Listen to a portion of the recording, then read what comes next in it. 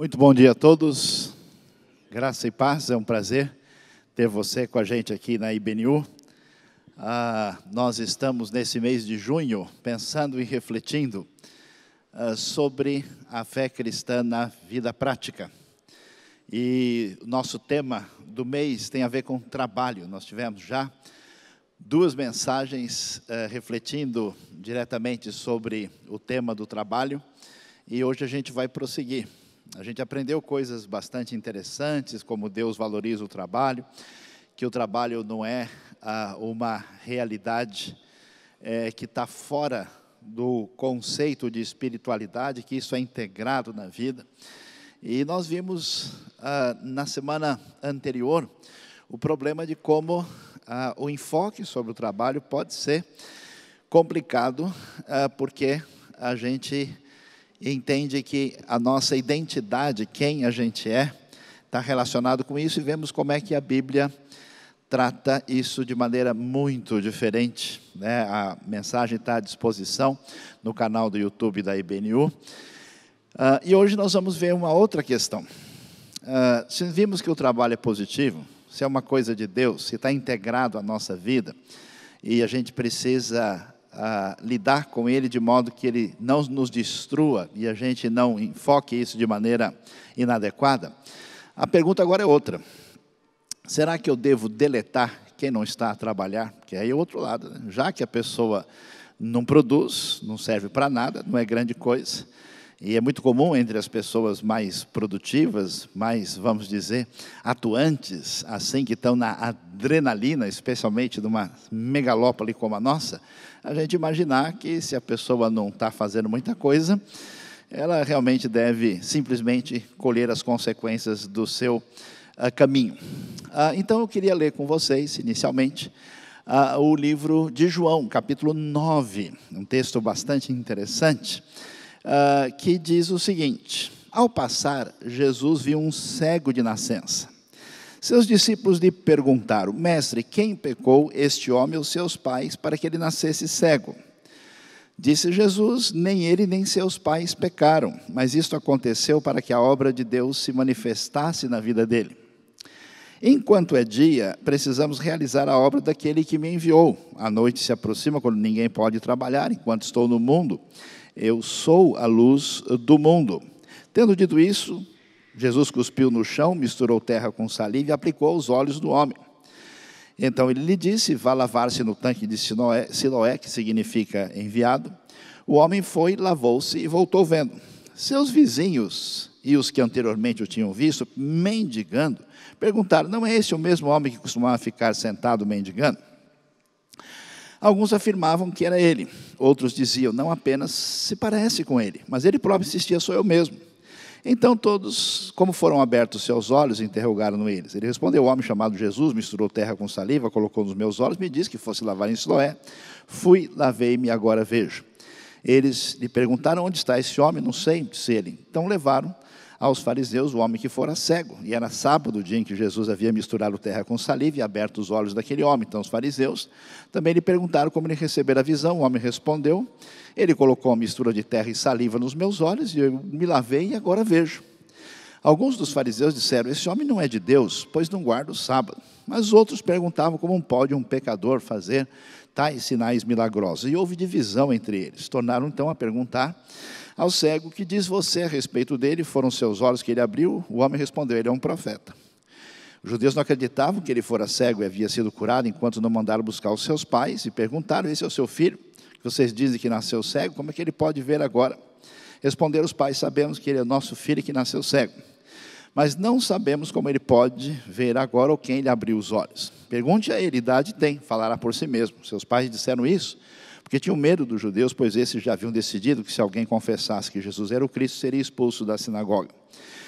Foi por isso que seus pais disseram: idade ele tem, perguntem a ele. Pela segunda vez chamaram o homem que fora cego e lhe disseram: para a glória de Deus, diga a verdade. Sabemos que este homem é pecador. Ele respondeu: não sei se ele é pecador ou não. Uma coisa eu sei, eu era cego e agora vejo. Então lhe perguntaram o que ele fez, como lhe abriu os olhos. Ele respondeu: já lhes disse, vocês não me deram ouvidos.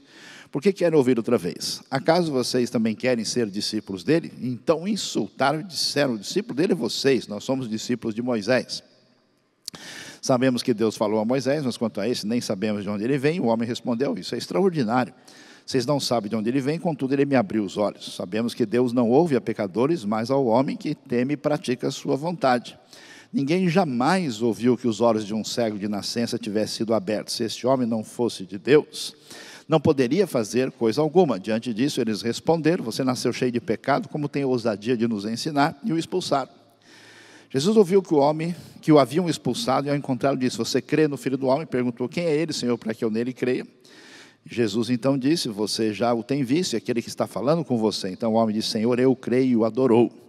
Disse Jesus: eu vim a este mundo para julgamento, a fim de que os cegos vejam, e que os que veem se tornem cegos.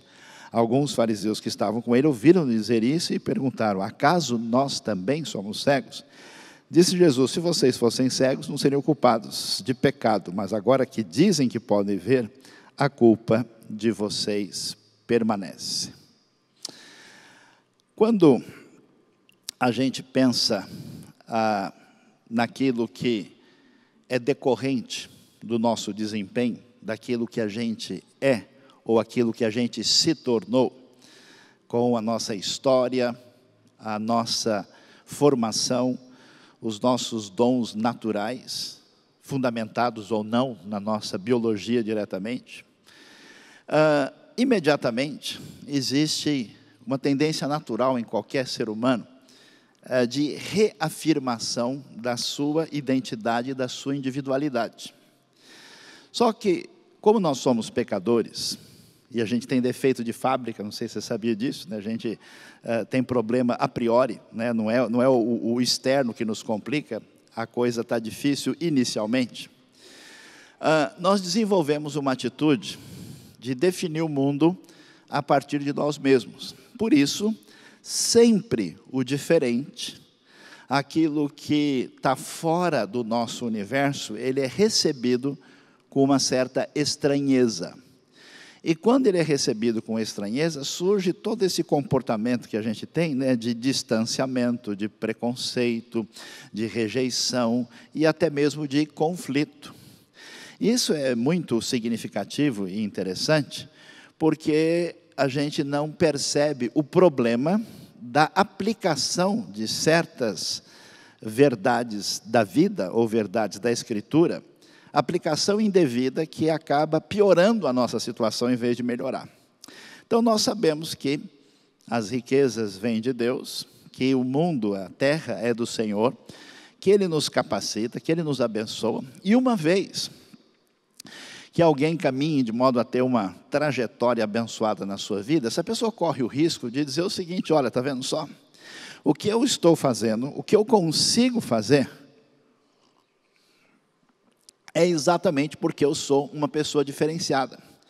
Porque eu cresci na família certa, a minha genética é especial, a minha formação é de outro tipo, eu tive o mérito de fazer tal esforço, e consequentemente a gente faz um levantamento à nossa volta, reagindo de maneira problemática com quem é diferente da gente.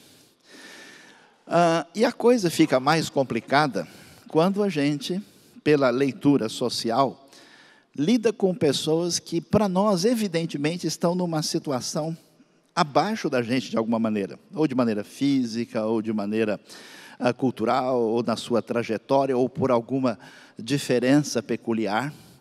E aí surge aquilo que se tornou uma discussão mundial hoje, né? Esse problema de preconceitos, problema de conflitos entre minorias e grupos e assim por diante. Há toda uma espécie de processo de afastamento das pessoas em função dessa discussão. E qual que é o problema? O problema surge quando a gente recebe uma ideia muito simples e básica, dizendo o seguinte: se a gente está bem e outra pessoa está em situação difícil, a solução é muito básica. A gente que está numa situação melhor, seja de qualquer tipo, temos a obrigação de ir lá e fazer de tudo em favor dessa pessoa.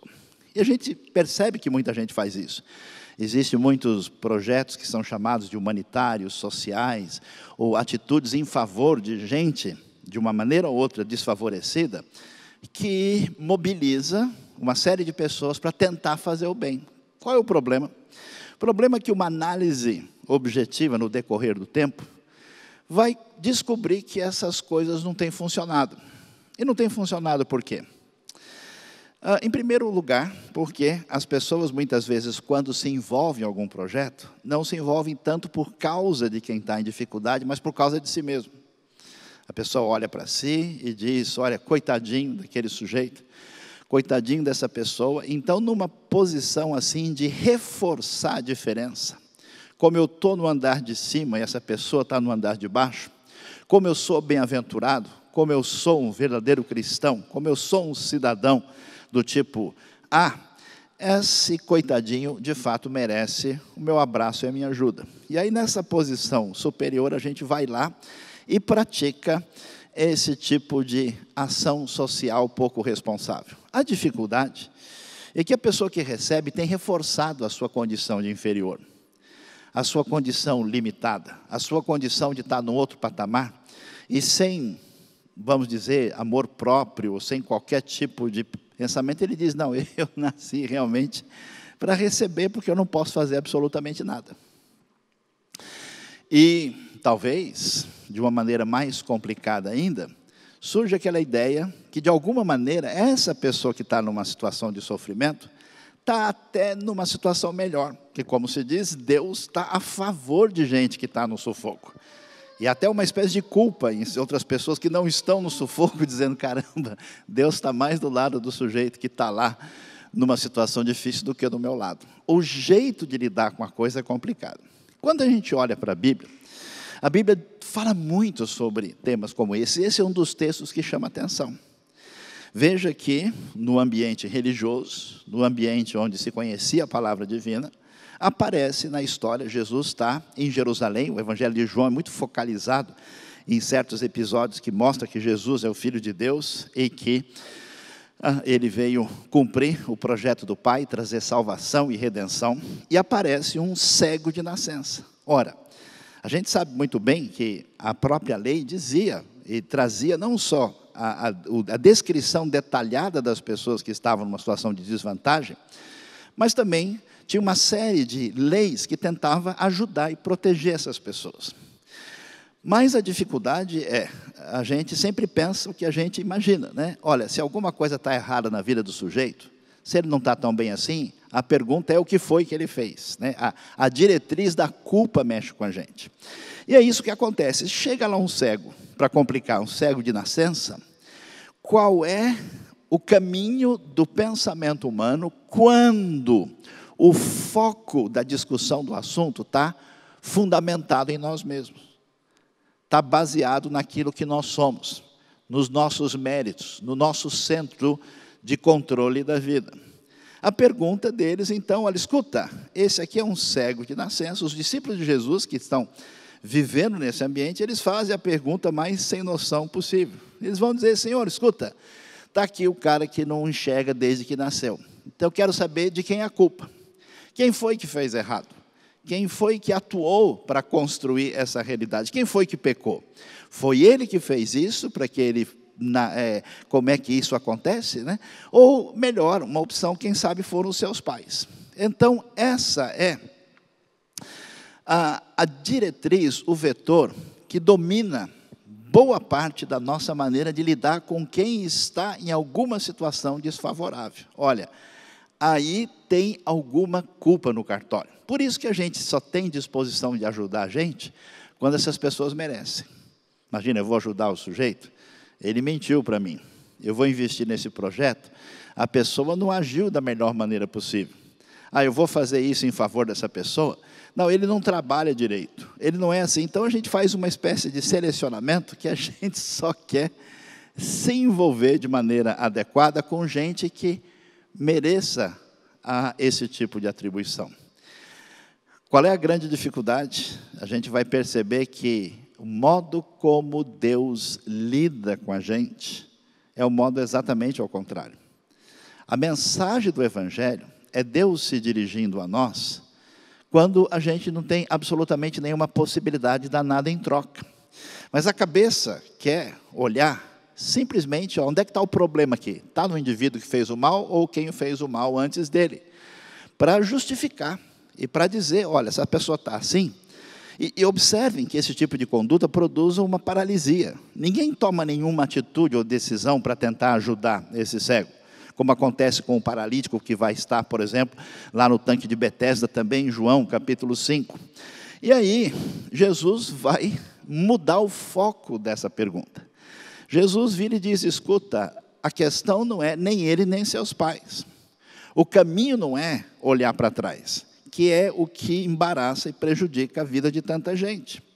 À medida em que você tem problemas, lutas na sua vida e alguma coisa sai fora do lugar, em algum momento você ficou cego, você pergunta: o que foi que eu fiz de errado para acontecer isso? Você quer saber o que você fez de errado? Adivinha, tudo. E se Deus fosse tratar você em função dos seus erros, você não estava nem aqui para ouvir a mensagem, a gente estava junto no lago de fogo. Então, a maneira como a Bíblia conduz essa proposta de lidar com o assunto é muito diferente. E Jesus então vai dar uma resposta tão significativa que ele diz: ó, nem ele nem seus pais, mas isso aconteceu para que a obra de Deus se manifestasse na vida dele.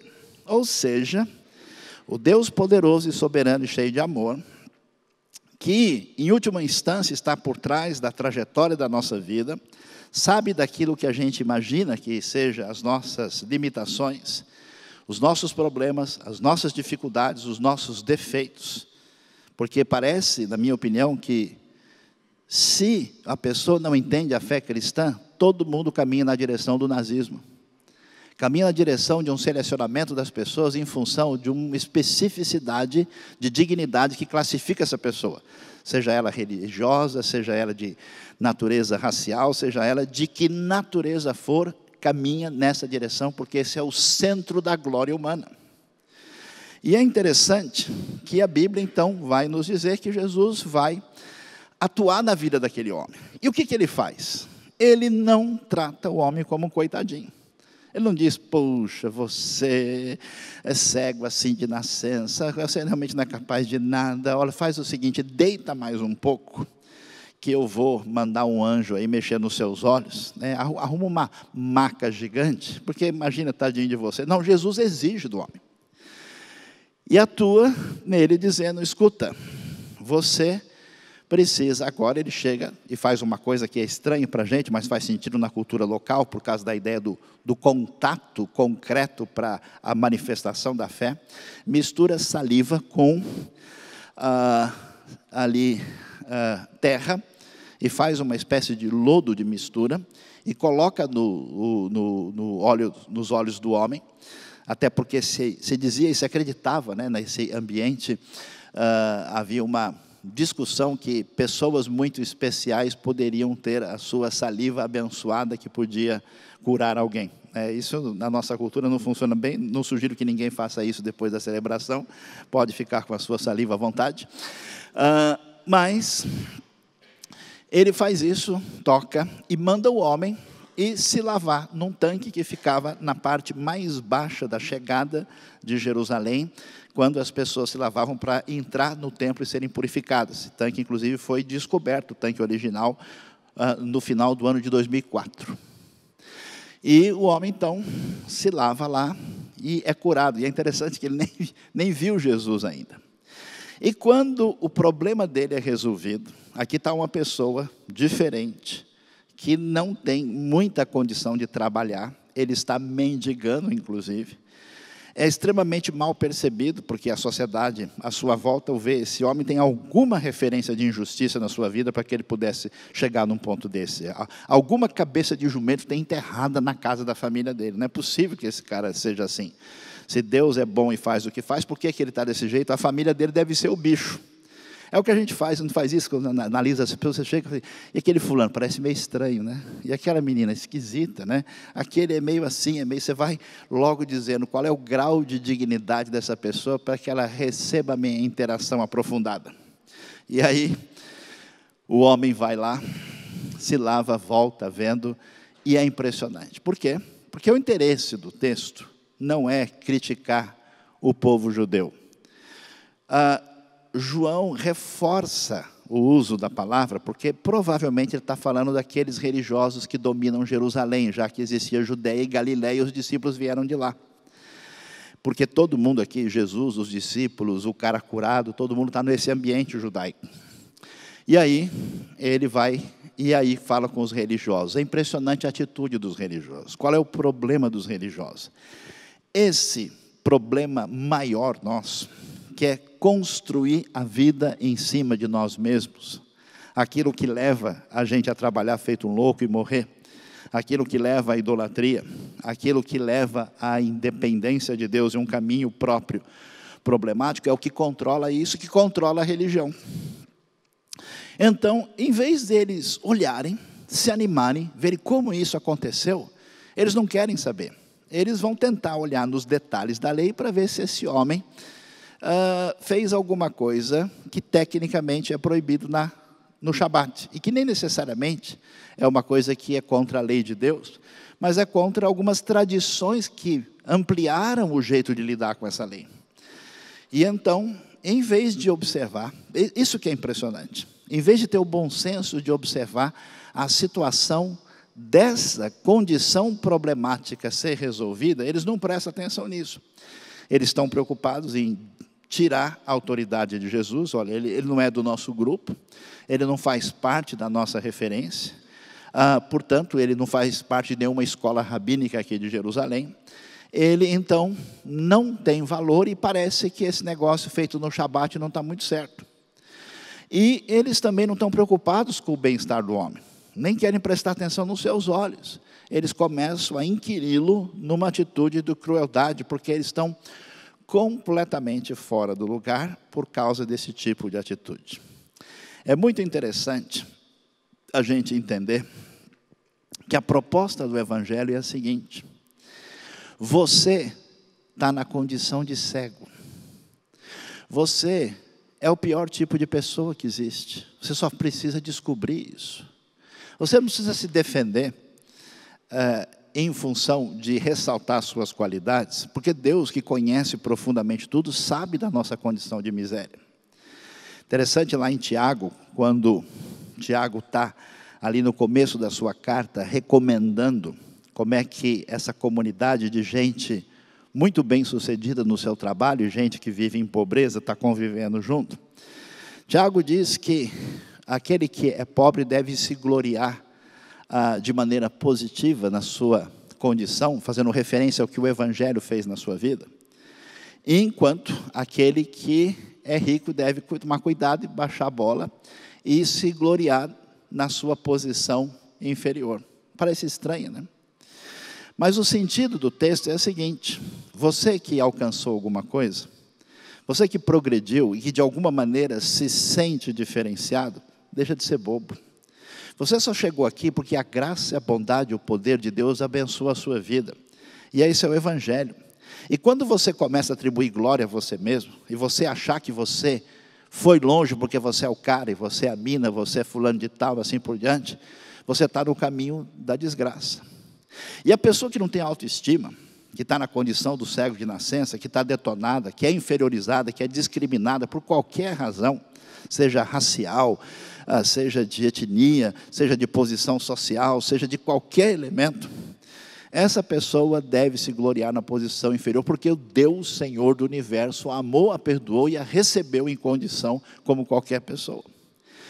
Por isso existe uma diferença quando a gente quer se sentir bem, a gente quer construir nome em cima de uma ação em favor dos outros, e quando a gente descobre que quando a graça de Deus atinge a nossa vida, a justiça do Senhor vem sobre nós, nós temos, por causa dessa graça, desse amor, um interesse que é derivado dessa realidade com Deus na direção das pessoas que estão em condição pior. Por isso, a ideia do Evangelho é de amar o próximo. Por isso a ideia não é buscar a sua caminhada superior, mas buscar como é que a sua vida pode fazer diferença em quem está em situação complicada, mas a motivação é o amor. A pessoa não está querendo nada para si, ela está feliz por causa do que Deus fez por ela, e por isso ela quer ver a pessoa doente, a pessoa em condição muito difícil, a pessoa em miséria, abençoada.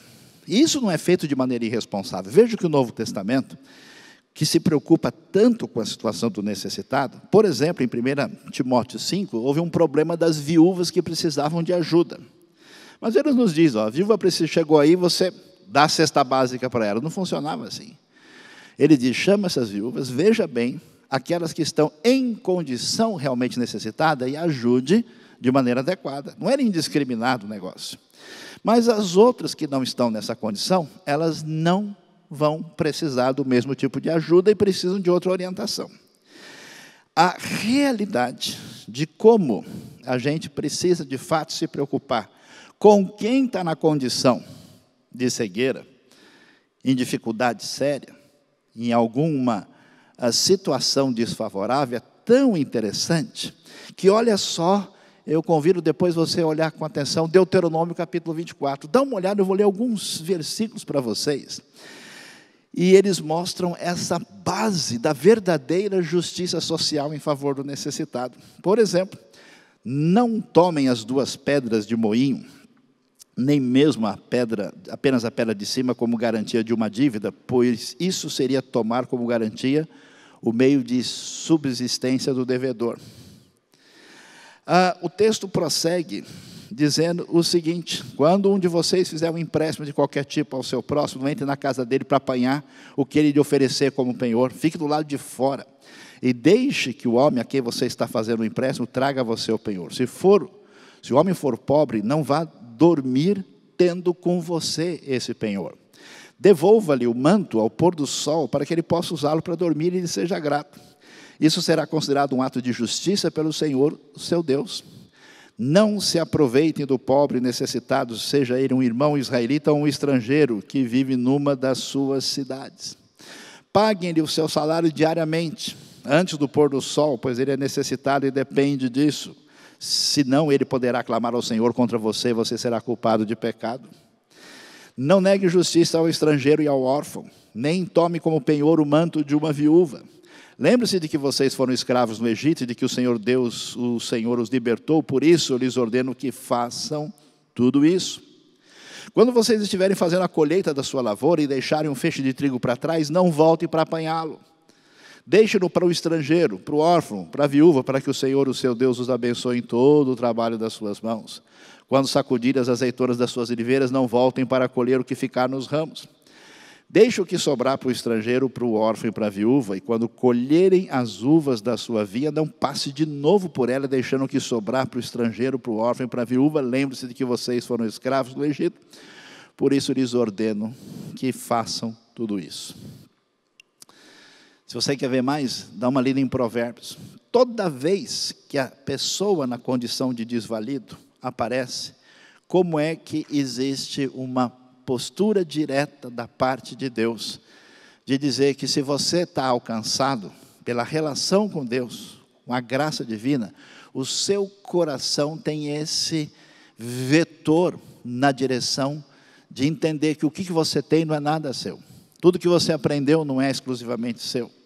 Tudo que você se tornou é a oportunidade para que você seja o caminho de Deus na bênção na vida dessas pessoas, conforme a gente vê aqui. E Deuteronômio 24 é muito interessante, porque ele olha os detalhes, da justiça, exatamente dizendo, tomem cuidado, porque vocês podem entrar por um caminho muito complicado ao se aproveitar de quem está numa condição inferior para levar vantagem nesse aspecto. Mas quando a gente pensa e raciocina um pouquinho mais para frente, a gente vai descobrir que a Bíblia nos surpreende. Porque mesmo mostrando a condição dessas pessoas, ela vai nos contar a história do povo, das pessoas que foram trabalhadas por Deus.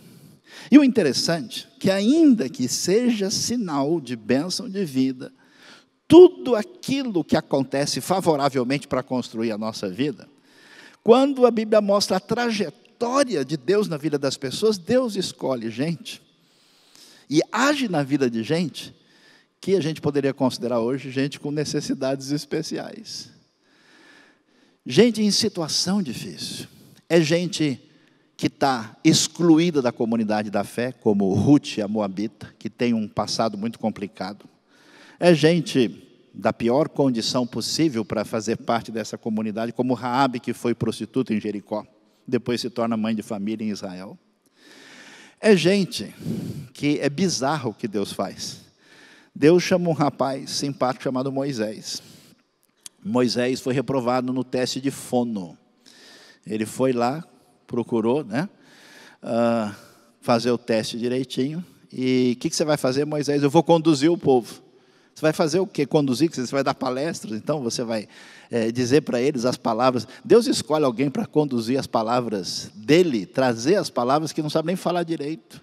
E Moisés tinha consciência disso. Quando Deus chega lá, ele fala com ele, Moisés, você vai lá, Moisés disse, Senhor, o senhor consultou o GPS? Tem certeza que não mudou de endereço e o senhor foi para o lugar errado? Já viu isso em algum lugar, né? Tem certeza que o endereço não é outro? O Arão, o meu irmão, ele fala pra caramba, o senhor está confundindo, a gente é da mesma família. Então conversa com ele. Moisés tinha língua pesada, talvez fosse gago ou tivesse algum defeito na fala. Moisés chegasse aqui, a gente recebesse e falou, vamos ver se tem uma classe para você aqui, separa ele de lado.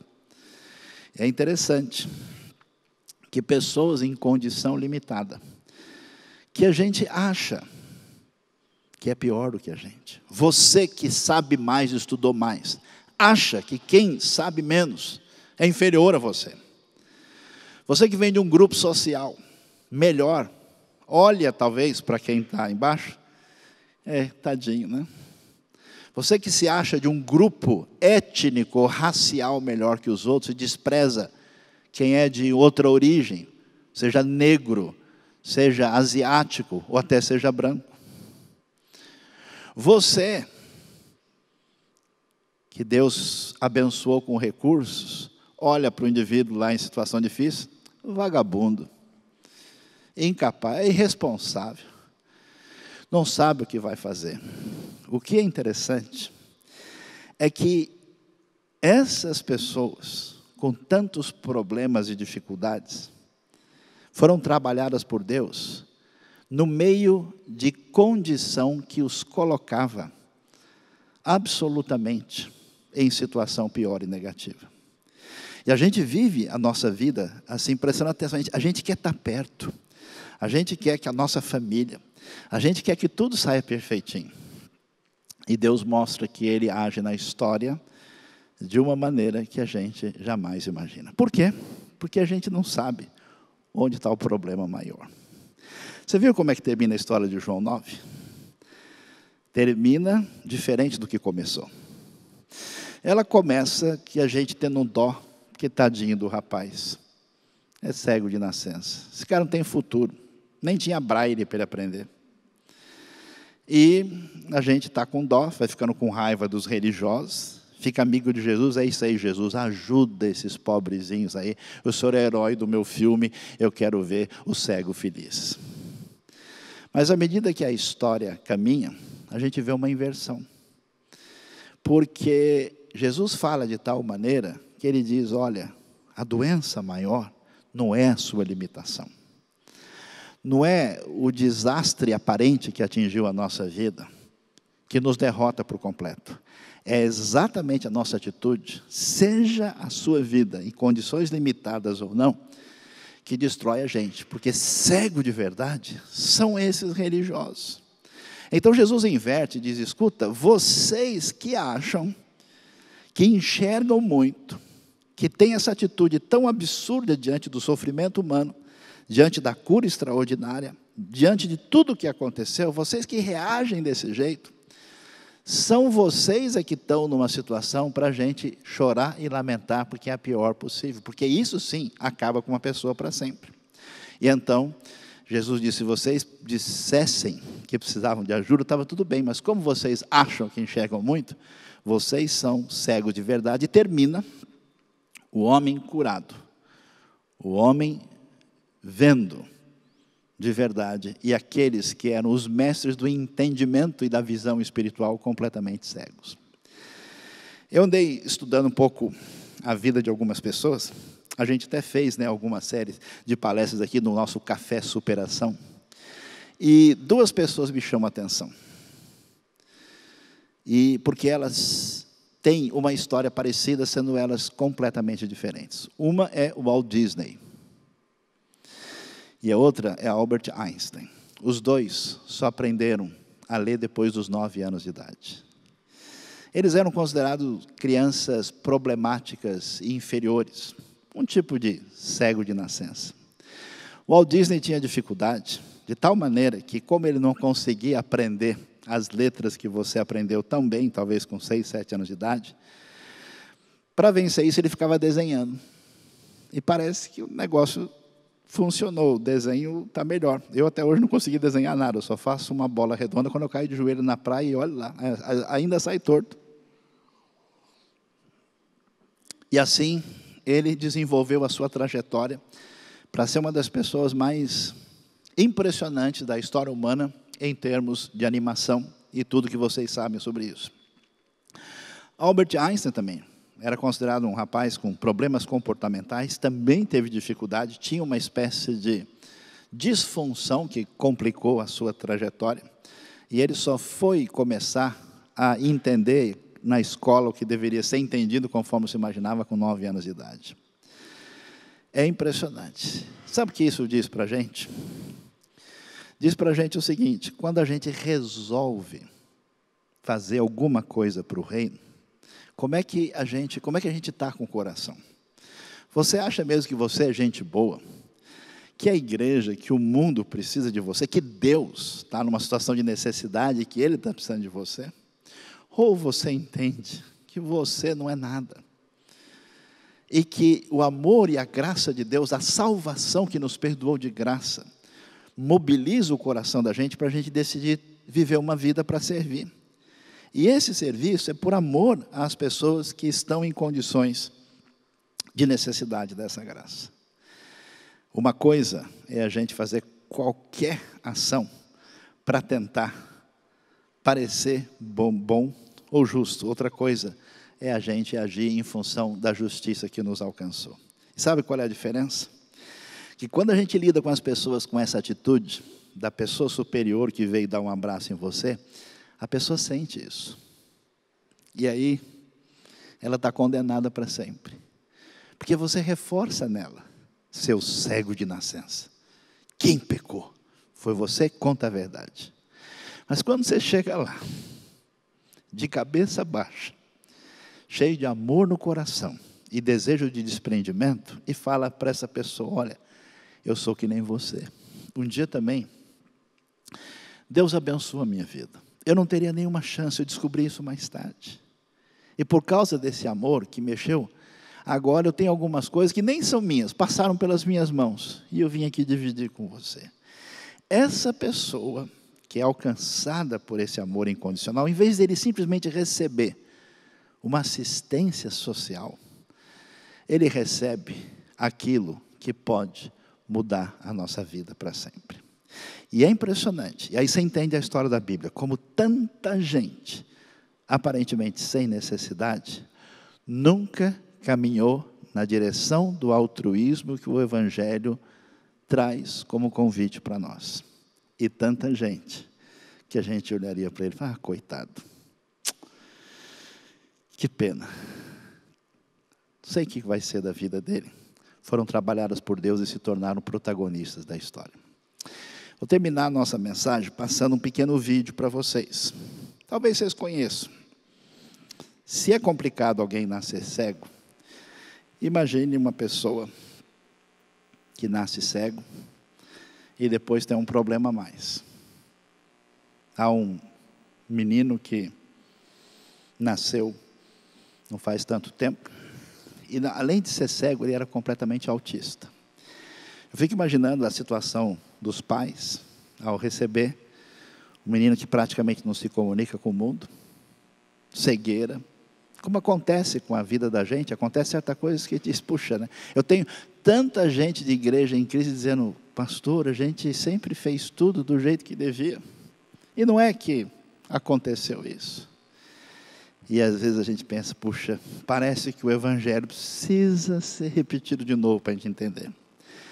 Então, nesse momento, essa história desse menino, que era considerado incapaz, e ele foi desenvolvendo outras habilidades. E um dia, ele foi participar de um show muito especial e tirou o primeiro lugar. Vamos ver essa história que deve nos ajudar a fechar essa mensagem e que Deus abençoe o nosso coração, porque a gente nunca pode deletar quem não pode trabalhar, porque é um ser humano feito à imagem e semelhança de Deus e que é alguém por quem Cristo morreu. Welcome to America's Got Talent. What's your name? I'm Cody. Hi, Cody. I'm Cody Lee. How old are you? I am 22 years old. Yeah. Who are you, miss? Who are you? I'm Mom. Oh, I'm hi, Tina Mom. Lee. Hi, Tina. How are you? What are you going to do here for us today?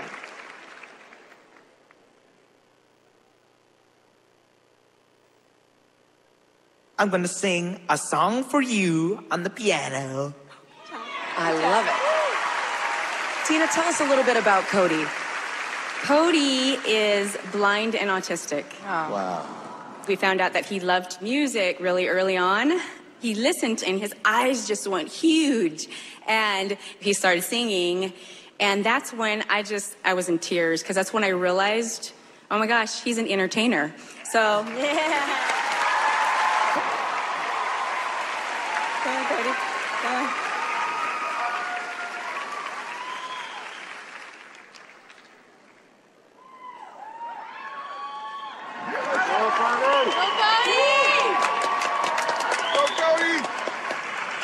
This is your time, okay? There's gonna be like 20 film cameras on you. Ready? Yeah. Go. Boom.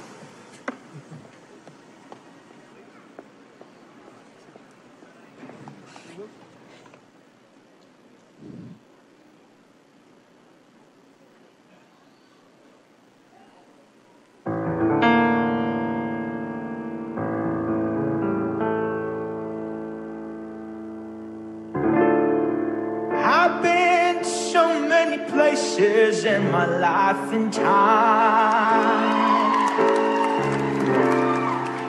I've sung a lot of songs, and I made some bad rhymes. I'm a new judge this season, and I'm also a new mom this year. And Congratulations. it's the toughest job I've ever had and the most rewarding job I've ever had. You just want to give your kids the moon, the stars, and the rainbows. And tonight, I'm gonna give you something special.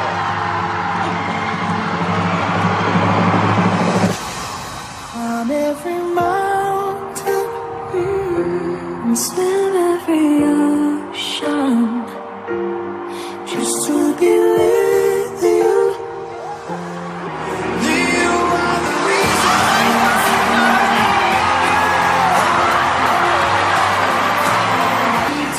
Cody Lee, you have got the golden buzzer from Gabrielle Union.